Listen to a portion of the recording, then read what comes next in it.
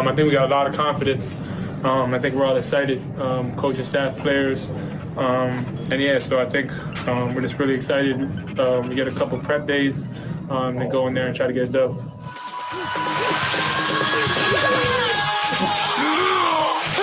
Yeah, go in there and get the dub. That's going up to E.Lansing to get the dub. Welcome in, Mason Blue Review. Afternoon live, ready to go here. Talk some Michigan State hoops. Talk with Josh Henschke coming up here in a minute or two via the phone. See what's going on in Josh's world. You know, it's a coaching carousel, whether it's keeping an eye on the head coach or coordinators. We'll get his thoughts on the basketball game tomorrow as well. That's where we start out here is the hoops game tomorrow, as Michigan's looking for 4 games in a row. And, you know, as much as this season has not gone as expected, if Michigan in a Big Ten season where you start looking around there and, you know, it was last Friday, you know, watched Michigan State take on Wisconsin, and, you know, Wisconsin was looked at as the class of the Big Ten. Michigan State went in there and smacked them upside the head. And then you look at Michigan State, you know, they lose to Northwestern. They blow some free throws, you know, at the end the other night against Illinois after coming back from a big deficit. Illinois looks pretty good. You know, you go down the list, and Michigan's, Ohio State, Purdue, all of it, you know. So there's 5 teams up there. But Michigan, you know, it could be a huge statement. It would be a huge statement if they were able to go up there. Because you're like, well, have they really turned a corner? Have they put some things together? You know, 3 wins is 3 wins, one of them on the road. I mean, you get the credit for being able to do that, but this would really be a game changer if they were able to go up there and take care of business. So, you know, I asked for some keys to victory tomorrow, a key, whatever else, we'll see. Online at the Wolverine 10 and the Mason Blue Review. We'll see what people had to say as I asked for some keys. I put mine on there as well. And I'll talk a little bit more about that. Some of these matchups as you go through them. You know, as you go through them, you know, the one thing that you look at is that Tom Izzo needs a point guard. And, you know, this year's he got 2 of them. It didn't work out last year for him. He's got, you know, Tyson Walker and he's got H.A. Hogard. And, you know, those guys are playing well for him and doing, you know what he asked for him. He demands a lot over there. But Max Christie, you know, the freshman, you know, he hit the ground running, and you know, maybe it wasn't explosive right away, but you know, I know a lot of State fans wanted to see him, you know, shoot even more and more and more. But you know, he's legit, and you know, but you know what? When you just think about the matchups, Michigan has Eli Brooks, and can Eli Brooks? I would, you know, think that the professor would be on Max Christie. You know, he would mark him, and you know, I think Eli Brooks can hang with him. So I like that matchup for Michigan.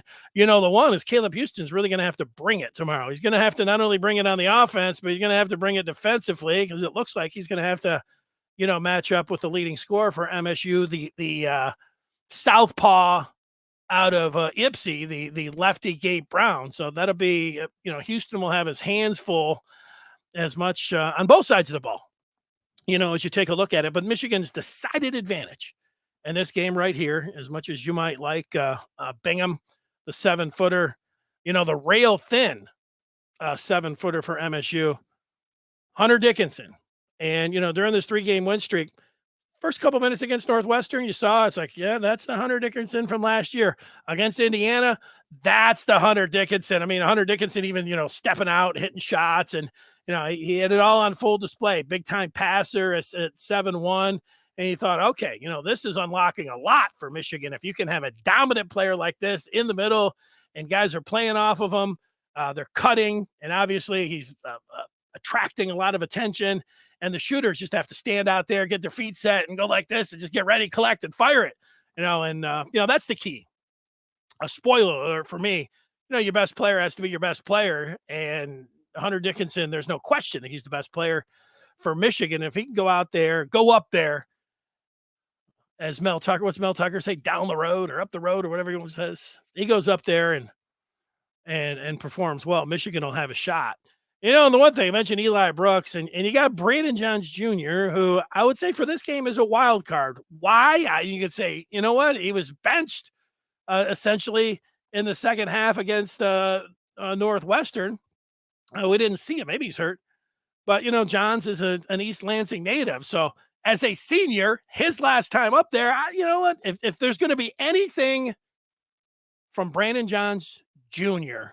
this year, and you hope, like, Gabe Brown has been mostly, he hasn't taken off, but this year he has taken off. And that's what you hope. And that's really what you expect if you're a college basketball fan. If a guy stays around for 4 years, that he has his best year as a senior. And that's what the hope was for Brandon Johns. And it hasn't been there for him. But his last trip back home in East Lansing, if there's going to be something, it's going to be there tomorrow.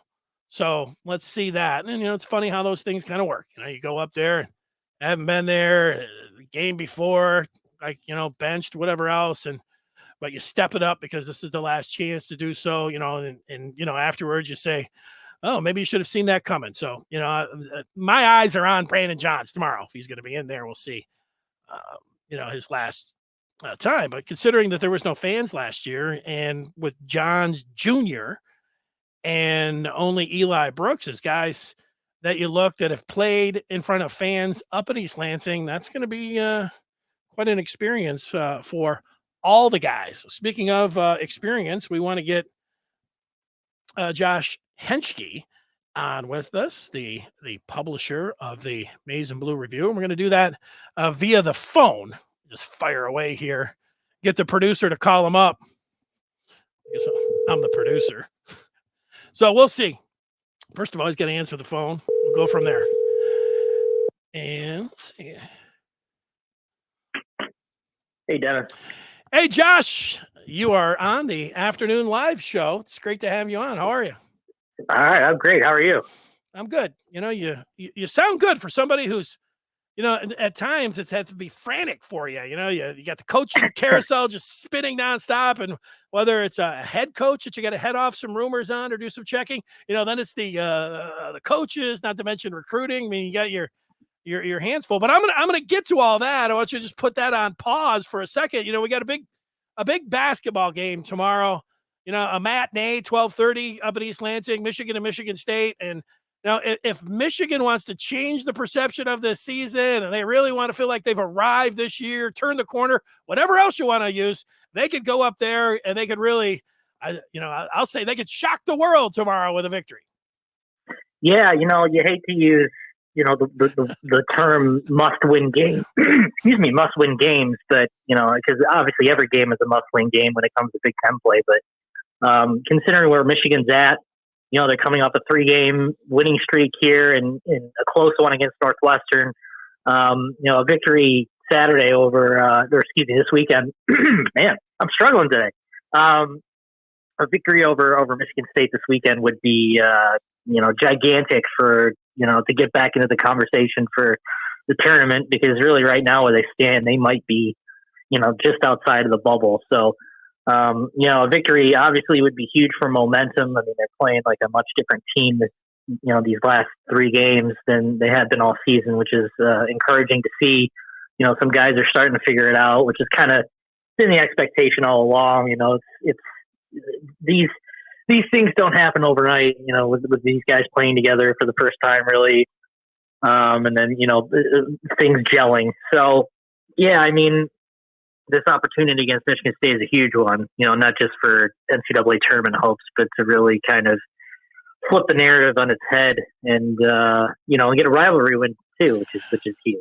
Yeah, let's face it. You mentioned it a little bit there. The resume is thin. They need a signature win. This would do it. Yep. You're looking for quad 1 victories. This would do it. And the way that, and then it is the rivalry game, and you judge so much, in just this particular game. But Northwestern did just go up there recently and win. Michigan State went on the road and took the team that was thought to be the best team of the Big Ten, smacked them around in Madison last Friday. So if Michigan plays their best basketball, they should be able to chance. They got to play desperate, and Juwan Howard's mentioned that recently, that, there's no more real time here to be massaging the lineups or anything else. I mean, it's go time, and that's the one thing about late in that game against Northwestern. It's like, you're going to have some games and some fouls and the crazy things that go on, but that season felt like the entire season felt like it was just hanging on by a bare thread there, but they were able to get the win. But I think just showing up and playing hard, they get a win, it's great, and I'll be going bonkers, and I think Michigan fans will.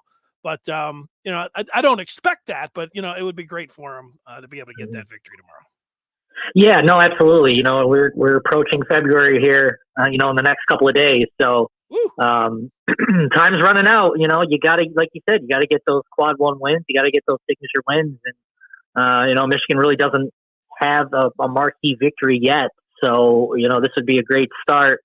I don't really, I'm struggling to see it happen, but, I've seen crazier things happen. So we'll see. But, you're totally spot on about playing desperate and being desperate to get a win, because their opportunities are running out, and and the tournament hopes are in the balance, and we're reaching crunch time here, where one slip up could be a disaster for the rest of the year. So it should be a good game, though. I mean, it's the Breslin's crazy, so we'll see what happens. He is the publisher of the Maize and Blue Review. He's on the phone here on Afternoon Live. He's he's always checking out the den, what's going on in there. And, just to use some of your phrasing there a little bit earlier, here comes February, time's running out. I'll apply that to Jim Harbaugh. I know you get tired of, getting asked about him and everything else, but what's this experience been like? Why is it taking so long? Yeah, I mean, that's the $1 million question. Why is this taking so long? Really, the NFL talks, I think, were, in my opinion, slightly overstated in terms of interest in Jim Harbaugh. I'm definitely not denying the fact that he would listen to NFL teams as they approach, but I just, from the way things are shaking out right now in the NFL, I don't know how serious NFL interest is right now in him. I mean, if you're talking about the Raiders, which they still have a vacancy open, they haven't hired a GM yet, but things are trending in ways that don't make it seem like it's going to be Harbaugh is going to be the choice. So ultimately, I mean, this is when people are asking where Jim Harbaugh goes, it's like where else would he go other than the NFL? I mean, there's not like he'd go to another collegiate program. So really, it was the NFL or bust, and it's certainly looking like the door for at least this cycle for NFL coaching hires is winding down, not necessarily over. I mean, I can't rule it out completely, but in my opinion, I think that Jim Harbaugh is more than likely to end up back in Ann Arbor next year than he is coaching an NFL franchise next year. Well, I like the way you talk so definitively. Every day I feel like, a new analogy or, some kind of new twist on it and everything else. But I do feel like, Jim Harbaugh, the NFL teams know what they're getting. They saw his 3-year run, 3 straight years to the NFC Championship game, and one of those years to the Super Bowl. They also know he's difficult to work with and what kind of control he's want. So they know all that. And I think Harbaugh, knowing where he's at, I think he's just gone up there and put the big for sale sign out front. But he's also said, you know what? I'm going to ask for triple of what I would do. I don't need to go anywhere. I like right where I'm at. And everybody knows what's inside here. I'm just putting up the craziest price possible, and just to see what would happen. And, he's just going to see what's going to happen. And so far, nothing's happened. Yeah, I mean, there's nothing wrong with shopping yourself around. I mean, and at the same time, too, Harbaugh's made his intentions very clear in terms of players, recruits, Michigan coaching staff as well. So it's not like, I mean, he obviously hasn't confirmed whether he's spoken to any NFL teams, but he's made it very clear that his intentions are to, be coaching Michigan next year to I guess those that matter, if that's what you want to call it. Now it just comes down to, can Ward Manuel and Jim Harbaugh agree to an extension? The general framework is there. Obviously you hear dollar amounts being thrown around, and really, I think only Jim Harbaugh and Ward Manuel truly know, the exact dollar figures thrown around. But we've understood that that every contract or any contract that you have would have some pretty extensive, tiers that he has to hit in terms of getting the extra money, so that he could make well north of 10 million. But at the same time, here we are at a stalemate. No contract's been signed. NFL franchises are still hiring coaches. So we're in this weird little deadlock holding pattern where nothing has really changed, but there hasn't really seems to be any progress in terms of getting an extension worked out. So it's still very much a holding pattern. We'll see what happens, but again, by everyone I've spoken to and by all expectations is that he's gonna be coaching in Michigan next season. Well, it's not a lot of fun to just sit on the sidelines when you don't know, what the negotiations and, who's saying what or what really the intentions are. Because you see a lot of other coaches, they're using leverage and they'll jump at the first chance. But, I think Michigan fans sitting back saying, hey, you understand, he's scratching the itch here. And with National Signing Day coming up on Wednesday, the biggest 5-star is the head coach. I mean, if you get him back, then everything's going to be fine. It was just, holding your breath and, hoping for all of that. But, if I could ask Jim Harbaugh one question, and maybe I'll get that chance, I could say, Jim, you do all kinds of things as a head coach, and a lot of other head coaches do too. Like, you're not going to tell anybody about any injuries. You're not going to let anybody see the spring game because you're worried about this and that. You have signing with the stars, you're climbing trees, you're birthing calves because you know how important recruiting is. And yet it feels like that you're holding the football team hostage in a little bit, by the uncertainty out there. And I guess he would just say, hey, that's just part of the business of being able to get that done. He would want to get it done quicker, but I'd like to hear his response for that.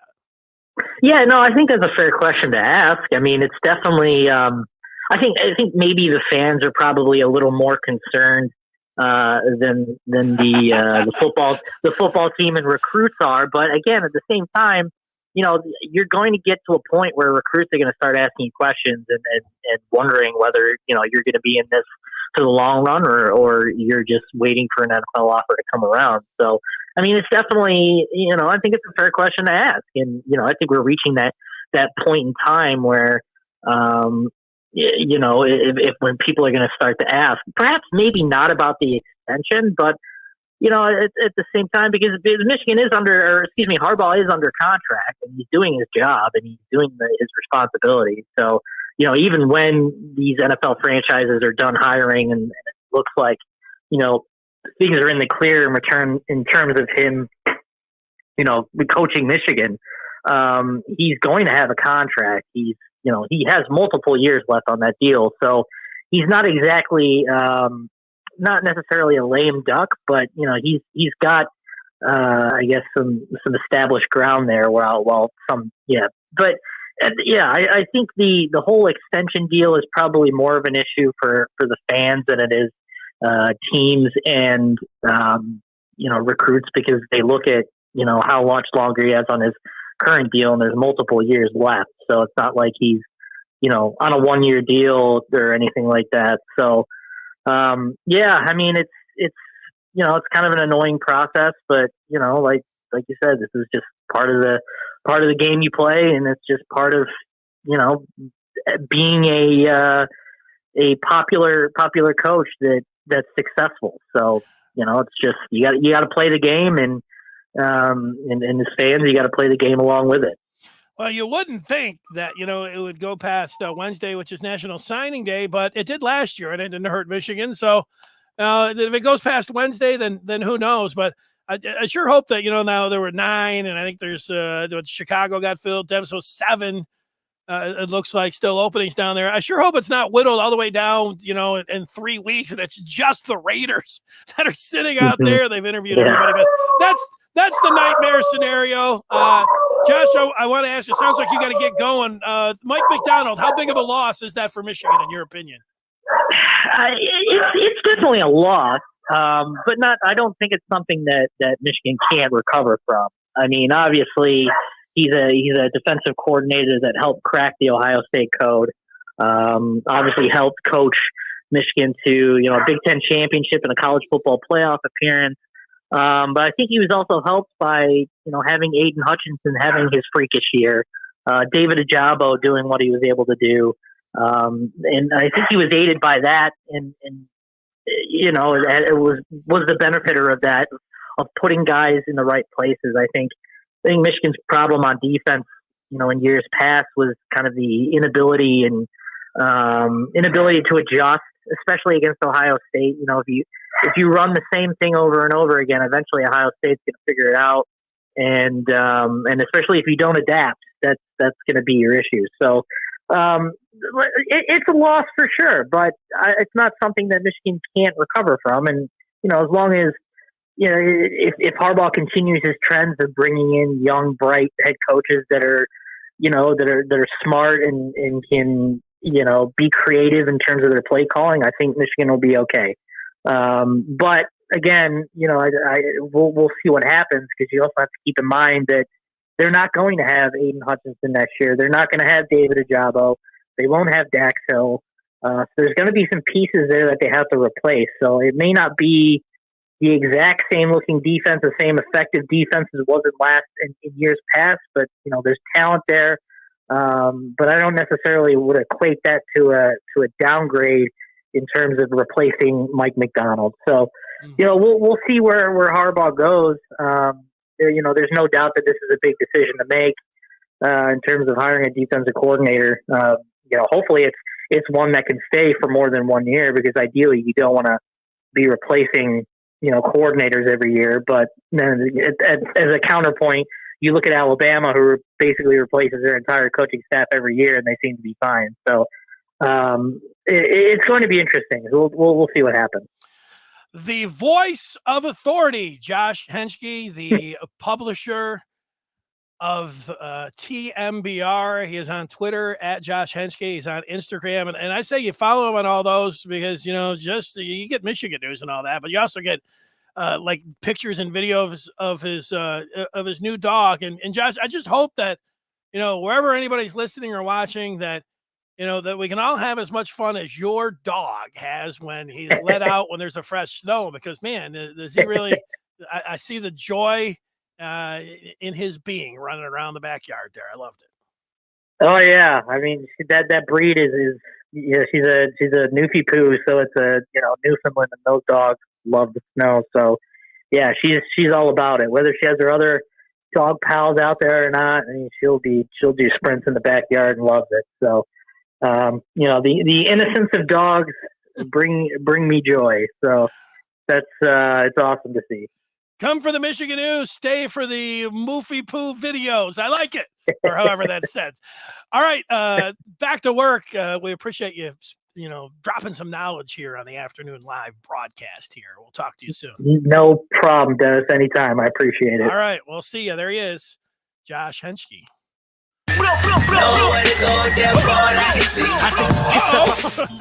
Where's that coming from? I know where it's coming from. Right here. Woo! I tried some different things. All right, we've got. I'm glad that the music came up here for a second. I tried something new, some video sharing. I just have a look at my face here, right there. Henschke there off the phone. We do have some feedback coming in here first, and I want to look, because I did ask people, what their keys were. And I'm looking in. We got some Russian bots that are joining us here, but you can always, you're on YouTube, you're on Facebook, wherever you're at, you go ahead and leave a message, leave a point, a question. We'll put it up there on the screen. We'll read it. We'll discuss it. We'll do all of those things, but I don't read Russian, so I don't really know what that's saying. I think it says go blue in Russian, whatever that looks like. But, Wolverine Den, I asked for the keys to the game tomorrow between Michigan and Michigan State. Let's just have a look here, and I'll give you my key. It's Hunter Dickinson. If Dickinson can be dominant, it unlocks everything possible for victory. Hitting the glass would be a big positive as well. It is going to be a great learning experience for all the players. Only Eli Brooks and Brandon Johns have had the full road rivalry experience up there.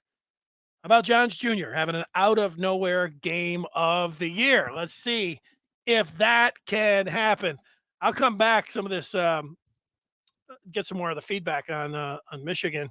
You mentioned the Big Ten earlier and just how all the ranked teams up there, Wisconsin with Johnny Davis and the player of the year, Davidson, everybody says, well, he's been there for 100 years. Well, he has, and, it feels like a typical Wisconsin team. Illinois, even though they've had some injuries here, the big man wasn't playing against Michigan State, and they were able to hang on and beat the Spartans the other night. Even though they had a big lead, it dwindled down. They had to rely on some missed free throws there at the end. Man, Coburn, Plummer, Frazier. I mean, Bello, if he ever comes back, I don't know what the status there is, but Illinois is loaded. We'll see everything that Michigan State has tomorrow, but Christie and Gabe Brown, the two that make it go there. But they've got 2 point guards that Izzo likes. Hall coming off the bench has done a pretty good job here. Malik Hall and they're pretty deep. Jaden Akins, who had 10 against Wisconsin, I watched him, the smooth shooting lefty. You just start going down. They go 8, at least 8, maybe even 9 deep. You put Marble into the equation there. I mean, he plays. So they're a deep team, kind of team that Tom Izzo likes.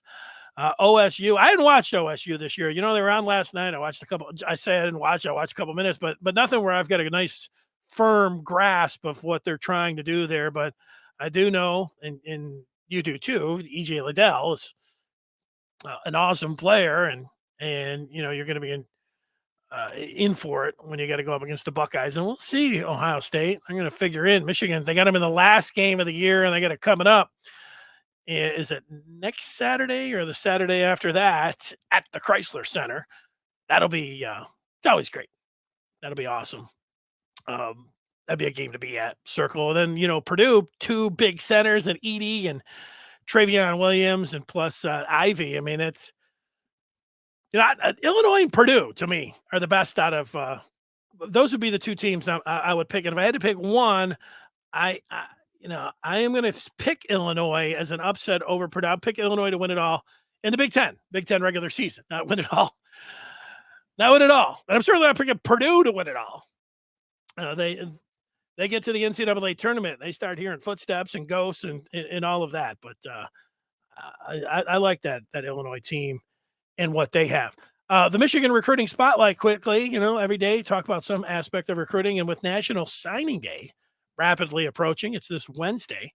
Michigan, I felt pretty good last week or the week before about Andrew Paul, the running back out of Dallas, Texas, a 3-star who was, with a huge arrow up at him. And, he might as well have been a 5-star with the way teams were coming after him. The coach remarked it was like Bo Jackson, that the teams that are coming after him now. And, Colorado got in there after some of the smaller schools, and then Michigan right after that. So I felt like Michigan was in with a pretty good chance. And I know he came up here, it was like, -10, it felt like, with a wind chill. I don't know if that affected him, but when Brandon Justice was on yesterday, senior editor, but recruiting maven, talking about Georgia right now, it sounds like, I was feeling like 70% for Michigan. I feel like 10% now, heading up to National Signing Day. So there's that.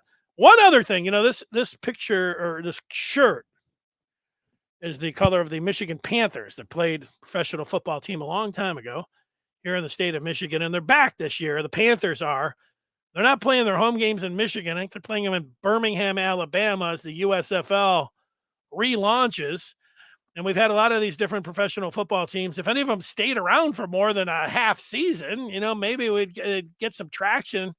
We do enjoy watching football. So we'll see, about the USFL.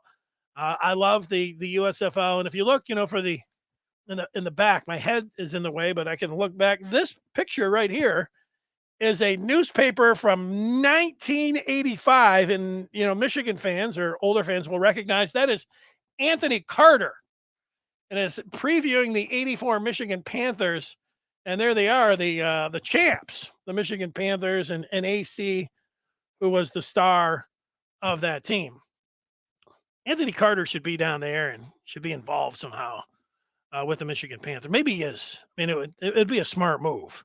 I thought Jeff Fisher is going to be the coach, the old Tennessee coach, going to be the coach of the Michigan Panthers. And I guess they could have done worse there, but I'd like to see AC down on the sideline for something. Hey, man, just because he's AC, put him on down there. So, that's that. And, the matchup here that Michigan has to win, they got the decided advantage, I think, a down low with Hunter Dickinson. And really, it's when I look at the other players, Caleb Houston, more than the offense, he can't go over from the field. And Eli Brooks, the same thing. And, Michigan struggles to score. So they're going to have some of these guys coming up and providing some offense. But I really just think about the defense from Brooks on Christie and Caleb Houston on Gabe Brown. They've got to come close to matching those guys. And the best way they can do it is, stopping them defensively. It's not like they can let Max Christie and Gabe Brown combine for like 30, 35 points. And then the combination of, Brooks and Houston can just come up for 10. They've got to play those guys pretty even. If they do that, and Devontae Jones, this is the huge advantage when I look at it for MSU, Walker and Hogard in the backcourt, Frankie Collins and Devontae Jones, that's going to be a tough one to win. So Brooks and Caleb Houston, they've got to do it. I think Musa Diabate can hit the glass and he can play some defense down. I think he can check Hauser or Malik Hall, whoever they're going to put at him. I feel pretty good about that being an even matchup, and Michigan definitely has the advantage down low. So, I really hone in on the matchup of Brooks and Houston and just being able to play those guys even. If they can do that, Michigan would have a shot at being able to, to win this game. And I know it's different, when it's a rivalry game and Michigan coming in and all that, Izzo pours into it and demands and all those sort of things. But you know what? When you look, State was great at Wisconsin. They really were. You watch them play and you're like, wow, this team looks like, they're going to win the Big Ten. But, they lost to Northwestern, team that Michigan almost lost to Wednesday. But State did lose to them. And they deserved to lose to them. The refs tried to give the game with two highly questionable calls late in that one. And State blew the free throws. Bingham at the stripe, I think he missed the front end of a one-on-one. And then Hauser against Minnesota, when he hit that game-winning layup, not this last Wednesday, so it was the Wednesday before. If you look, Hogard made the pass, which was a sweet pass by the sophomore point guard, but the pass that went to Hogard that went to Hauser was Christie. He was over there shuffling his feet and running. I mean, it should have been a travel. Minnesota should have had the ball, and with 4 seconds in a tie game, and certainly, they would have had a shot there, and that game should have went to overtime. So, as well as State played on Friday, and you probably expect that tomorrow in E.Lansing, Michigan should be in with a chance. If they play desperate, play like their tournament lives are at stake. I mean, they need a signature win, and you don't know if they're going to get a rescheduled game against Michigan State. So this could be it. Why I'm yelling like that? There's Michael. Will Michigan have a new coach? I think that they'll have a new head coach. No, I don't think so. I think that the head coach is going to be Jim Harbaugh. I think because of money and control and happiness, I think those three things, if you're, I don't know how many times people have done this out there. I've done it a few times where there's a, big event in your life, you just get the old paper down, pros and cons. When you're looking at the pros of Michigan, the money, and I know there've been some reports that, maybe, they're negotiating and it's not as much and it's incentive laden because Ward, can't just hand over a blank check. He's got to do what he can do for Michigan and, whatever on that. Harbaugh, if they're nickel and diming, it would be their own fault. I think he's going to get, close to $10 million. He should. So money shouldn't be a factor there. And when you look at what James Franklin and Mel Tucker were able to do, I mean, the going rate for these Big Ten coaches in the Big Ten East, it's up there. So, Harbaugh should be able to get the money. As far as power and control, new president's coming in. With Ward was his own, like Harbaugh it has, I don't want to say ultimate control, but as much control as, in the fan backing and everything.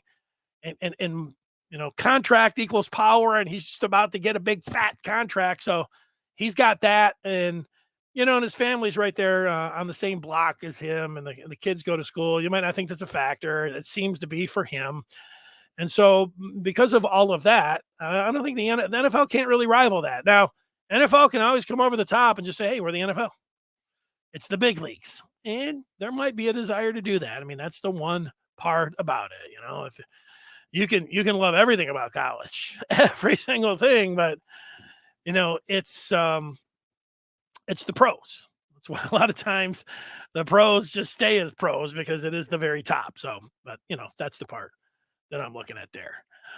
All right, went through the matchups, the recruiting spotlight. I gave you the memorabilia minute, AC, on the newspaper. I had my head. The final thing, and I left this to be the final thing because I wanted to share something, and I'm not sure, it might just close down the entire program. So, but I had to test it one way or the other, and I'll do it now. So if it just fades out and blows up, I'll say goodbye and I'll talk with you on Monday. But Tim McCormick, the former Wolverine, had his keys for the game, and and there they are. Look at that. So McCormick's keys to the game, as we see them on the screen there, at Tim McCormick 40. Game of the year in East Lansing tomorrow. Here are the Michigan game keys. Hunter must be the best player on the court. I agree with them.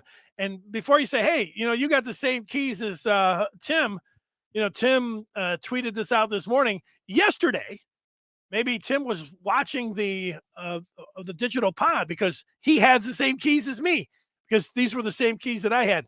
I didn't talk about Caleb and Eli at the 3. They must search for their mid-range game. Do I think that Tom Izzo is going to run those guys off the 3-point line? I do, but I don't know about, any kind of mid-range game that they need. I'm not, I don't know about buying it, but, drive it to the hole. I don't need a mid-range game. Eli likes to shoot from the elbows, and Caleb can pull up there, but I don't know how much of a factor that's going to be. But hey, it's Tim McCormick. He's a pro. Hit the offensive glass. One offensive rebound versus Northwestern isn't going to cut it, and it won't work versus MSU. Both teams commit a lot of turnovers. McCormick saying force 15 plus, and they can get the win. Oh, there he is. The pro talking it out there. Let's see. And, I'll buy some of those from McCormick and what he has to say. Sounds pretty good to me. Coming up on Monday, chasing down a former Michigan basketball player, bring him on, and we'll talk about the game tomorrow. And, oh, yeah, by the way, this happens after every Michigan basketball game. I will be on this very channel, the Maize and Blue Review, right after the game tomorrow. It'll be no more than 10 minutes. Sometimes it's a little bit closer to right when it ends. Sometimes it takes, I got to get into the studio and just sit here. A little out of breath sometimes, and take a few breaths and get after it there. So if you're wanting some extended coverage of Michigan and Michigan State opinions on a game, we'll have it here on the Maize and Blue Review tomorrow. Thanks for watching, and thanks to Josh Henschke for joining us via the phone. Talk with you or at you tomorrow after the basketball game. Have a great weekend. See you later. Bye.